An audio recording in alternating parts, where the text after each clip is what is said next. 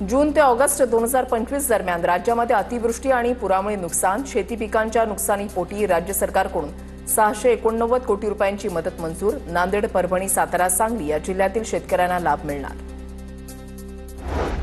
सरकारने कांद्याला त्वरित अनुदान द्यावं, नाशिकचे खासदार राजाभाऊ वाजे यांची मागणी. सध्या कांद्याचे दर घसरल्यानं कांदा उत्पादक शेतकरी अडचणीत. केंद्र आणि राज्य सरकारनं हस्तक्षेप करत शेतकऱ्यांचा दिलासा देण्याची मागणी. धाराशिवच्या परंडा तालुक्यामधल्या कांदलगाव परिसरामध्ये अतिवृष्टी. कांदा, सोयाबीन, तूर, ऊस या पिकांचं मोठं नुकसान. ओला दुष्काळ जाहीर करण्याची शेतकऱ्यांची मागणी. सोलापूरच्या माढा तालुक्यामधल्या सीना नदीच्या पुरामध्ये अडकलेल्या शेतकरी दाम्पत्याला तरुणांनी वाचवलं. 2 दिवसांपासून हे दाम्पत्य घरामध्ये अडकून होतं. कोळेगाव धरण ओव्हरफ्लो झाल्यानं सीना नदीकाठच्या 8 ते 10 गावांमध्ये पाणी शिरलं होतं.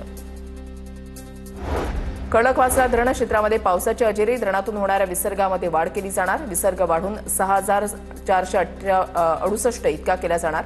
काल पुणे शहरामध्ये परतीच्या पावसानं जोरदार हजेरी लावली. छत्रपती संभाजीनगरमध्ये स्वातंत्र्य सेनानींच्या पाल्यांचं आंदोलन. स्वातंत्र्य सेनानींच्या पाल्यांना नोकरी, मोफत घर देण्याची मागणी. मागण्या मान्य होत नाहीत तोपर्यंत आंदोलन सुरू ठेवण्याचा इशारा.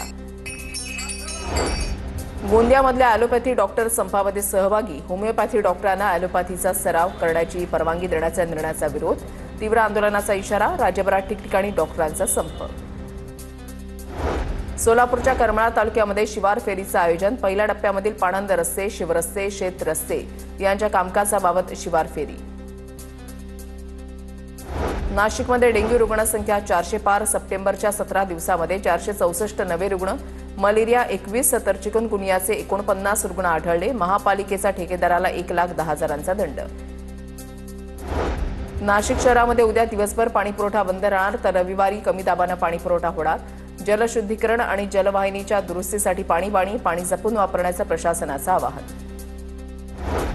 छत्रपती संभाजीनगर जिल्ह्यामधील खुलताबाद तालुक्यामधील गल्लेबोर गावामध्ये बिबट्या विहिरीमध्ये पडला.